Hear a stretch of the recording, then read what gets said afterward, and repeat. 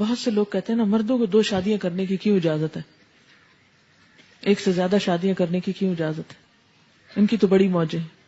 لیکن یاد رکھیں کہ جو شخص 1 سے دوسری شادی کرتا ہے نا، اس کی سب موجیں ختم ہو جاتی ہیں.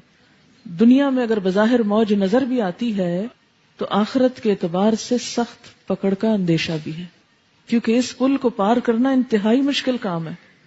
بسا اوقات ایک بیوی کے تقاضے پورے کرنا مشکل ہوتا ہے، اس کی ضروریات، اس کے بچوں کو دیکھنا، تو 2 سے تو ذمہ داری دگنی ہو گئی، تو جان آسان کہاں ہوئی اور پھنس گئی. تو اللہ نے عورت کو اگر نہیں اجازت دی تو بڑا سکھ ہے اس میں. سوچیں، ایک شوہر کو خوش کرنا آسان نہیں، کہاں اگر 2 یا 4 شوہر ہوتے تو کس کس کی مانی جاتی. یہ ہنسنے کی بات نہیں ہے، تو رونے کی بات ہے اس کانسیپٹ پہ، کیونکہ بہت سی عورتیں یہ اعتراض کرتی ہیں یہ تو ظلم ہے، جینڈر ڈسکریمنیشن ہے، مردوں کے لیے تو 4 شادیاں ہیں اور عورتوں کو تو بس باندھ کے قید کر کے رکھ دیا گیا ہے. اسی قید میں آزادی ہے، اسی قید میں بھلائی اور خیر خواہی ہے. اگر پریکٹیکلی یہ رکاوٹ نہ ہوتی، اوروں کو روک کے نہ رکھا جاتا اور آزادی دے دی جاتی تو عورت کا قیمہ ہو جاتا. اگر ایک سے زیادتی ہو جاتی ہے تو معافی مانگنے میں، منانے میں دوسرے کو، روٹھے ہوئے کو، اور نہ سمجھا کریں، آپس ہی کا معاملہ ہے. جیسے غصہ آ گیا نا، ایسے ہی صلح کرنے میں بھی دیر نہیں کرنی چاہیے. صلح کر لو، آپس میں اتفاق کر لو. ان یصلح بینہما صلحا والصلح خیر، اور صلح کر لینا اچھا ہے.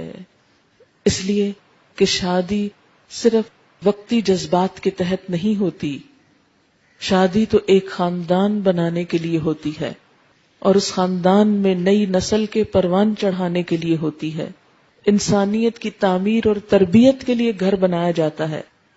اس لیے انسانوں کی بھلائی، آئندہ نسلوں کی بھلائی اس میں ہے کہ آپس میں بنا کے رکھیں، ایک دوسرے کی عزت کریں، ایک دوسرے کا خیال کریں. یعنی نہ تو مرد چھوٹی چھوٹی بات پہ آپے سے باہر ہو، اور نہ عورت چھوٹی چھوٹی بات کو بہت محسوس کرے، وہ بھی اس کا مزاج سمجھنے کی کوشش کرے. والصلح خیر، اور صلح بہتر ہے. اور صلح کب ہوتی ہے؟ کہیں بھی جھگڑا جب ہوتا ہے تو صلح کے لیے کیا چاہیے ہوتا ہے؟ عاجزی چاہیے ہوتی ہے. یعنی شارٹ ٹرم بات یا ایک وقتی بات کو بہت بڑا ایشو نہیں بنا لینا چاہیے. ہمیشہ ایک وزن کر کے دیکھنا چاہیے کہ ایک طرف یہ ایک چھوٹا سا مسئلہ ہے اور دوسری طرف ایک بہت بڑی زندگی ہے. دونوں کی زندگی تو خیر اللہ کو پتا ہے، لیکن اگر زندہ رہے انسان تو ایک لمبی عمر ہوتی ہے جو اگر دونوں ایک دوسرے سے کاٹ کے گزاریں تو پہاڑ جتنی بن جاتی. اور اگر صلح سے، اتفاق سے، محبت سے گزاریں تو دونوں ایک دوسرے کی ضرورت ہیں. اسی میں فائدہ ہے، الگ ہونے میں فائدہ نہیں ہے. یہ صلح کی بات کیوں کی گئی؟ عورت کی طرف سے صلح کیا ہے کہ وہ کہے کہ اچھا تم مجھے طلاق نہ دو، میں تم سے پورے حقوق ڈیمانڈ نہیں کرتی. اور اسی طرح شوہر کی طرف سے کیا کہ وہ ظاہر میں جو حقوق دیے جا سکتے ہیں ان حقوق کو ادا کرتا رہے. مثلا نان نفقے کے بارے میں فرق نہ کرے، لیکن دل کے جذبات اس پر تو کسی سے بھی پوچھ نہیں، کیونکہ وہ انسان کے بس میں نہیں. تو اب قیامت کے دن ایک شوہر سے جب اس کی 2 بیویوں کے درمیان عدل کی بات ہوگی تو وہ ظاہری معاملات ہی میں ہوگی.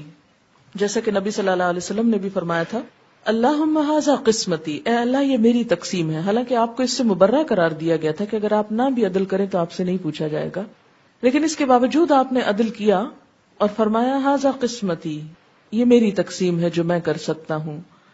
فلا تلمنی فیما تملک، اللہ مجھے اس معاملے میں ملامت نہ کرنا، مت پوچھنا جس کا میں مالک نہیں ہوں، یعنی اپنے دل کے جذبات کا. فیما تملک، ان کا تو مالک ہے، ولا املک، اور میں مالک نہیں ہوں. روایات میں آتا ہے کہ آپ صلی اللہ علیہ وسلم عصر کے بعد تمام ازواج مطہرات کے پاس جایا کرتے تھے. بخاری کی روایت ہے. اگرچہ رات گزارنے کی باری الگ الگ تھی، وہ باری تو مقرر ہے، لیکن دل کا تعلق سب سے برابر نہیں. تو اسی لیے اللہ اس کے بارے میں مواخذہ نہ کرنا، اس کے بارے میں نہ پکڑنا. تو ایسے میں کیا ہے کہ ایک عورت شوہر سے پورے حقوق ڈیمانڈ نہ کرے کہ اسے قلبی محبت بھی اتنی ملے جتنی دوسری بیوی کو مل رہی ہے، اور کہے کہ اگر اتنی نہیں تو میں جا رہی ہوں. وہ چلی جائے، نقصان زیادہ ہے جانے میں بنسبت اس کے کہ وہ رہے اور پورے نہیں تو آدھے حقوق پر گزارا کر لے اور اصلاح ہوتی رہے. اور اس میں دراصل تو شوہر کو تلقین کی جا رہی ہے کہ وہ دوسری بیوی یا دوسری شادی کے شوق میں پہلی بیوی کو پوری طرح اگنور نہ کر دے، اس کے حقوق بھی اس کو دیتا رہے. اب آپ کہیں گے کہ وہ دوسری شادی کی کیوں، وہ نہ کرے. یہ کہا جانا چاہیے تھا کہ وہ دوسری طرف مائل ہی نہ ہو، دوسری طرف جائے ہی نہ. اب دیکھیں کہ بعض اوقات ایسا بھی ہوتا ہے کہ ایک عورت ذہنی توازن کھوئے ہوئے ہوتی ہے، یا ایسی نفسیاتی مریض ہوتی ہے کہ ہر وقت صرف شوہر کو ستاتی ہے، یا بعض اوقات بچے نہیں پیدا کر سکتی، یا کوئی اور ایسا سقم ہو سکتا ہے کہ جو اس شوہر کے قابل نہیں وہ عورت. اب آپ دیکھیں کہ آپ آنکھیں بند کر کے صرف عورت کو حق دلوانے پہ تلے ہوئے کہ ہر طرح کی قانونی جکڑ بندیوں کے ساتھ عورت کو تو پورا مل جائے. تو کبھی آپ نے سوچا کہ دوسری طرف اس مرد کا کیا قصور ہے؟ آخر اس کے بھی جذبات ہیں، اس کے بھی احساسات ہیں، اس کو بھی زندہ رہنا ہے. اب اگر ایک بیوی دماغی مریض ہے یا سیڈیٹیوز پر ہے اور وہ شوہر کے اس کو نہیں معلوم وہ کب آیا اور وہ کب گیا اور اس کی کیا ڈیمانڈ ہے یا کیا ضرورت ہے، تو ایسی صورت میں اگر ایک شوہر گھر میں داخل ہوتا ہے اور ایک بیمار عورت کو دیکھتا ہے اور باہر نکلتا ہے تو ایک بوجھل دل کے ساتھ، اور باہر کی دنیا میں رنگ رنگ کی عورتیں اس کو نظر آتی ہیں، وہ اپنا عزت، ایمان، نگاہ کچھ بھی بچا نہیں سکتا. تو اگر انصاف کی نظر سے دیکھا جائے تو ایسے میں ایک مرد کو اجازت ہونی چاہیے کہ وہ دوسرا نکاح کر لے. یہ ایک انصاف کا تقاضا ہے. اب دوسرا کرتے ہی کیا پہلی بیوی کو گھر سے نکال دے؟ تو یہاں مرد کو کہا گیا کہ نہیں، اسے نکالو نہیں، ظاہری اعتبار سے اس کے حقوق پورے کرو، لیکن اگر دل مائل نہیں تو پوچھا نہیں جائے گا، کیونکہ دل پر تو اختیار نہیں. ایک شخص جب اہل ہی نہیں تو دل کو کس طرح زبردستی مائل کر سکتے ہیں آپ؟ وَأُحْضِرَتِ الْأَنفُسُ الشُّحَّ، اور حاضر کی گئی ہے نفسوں میں بخیلی. شح کہتے ہیں جب بخل کے ساتھ حرص، طمع اور خود غرضی بھی شامل ہو جائے اور دل تنگ ہو جائے. شح بخل سے ذرا مختلف ہے. بخل کے ساتھ ساتھ حرص یعنی لالچ، طمع اور خود غرضی بھی شامل ہو، زیادہ اسٹرانگ چیز ہے.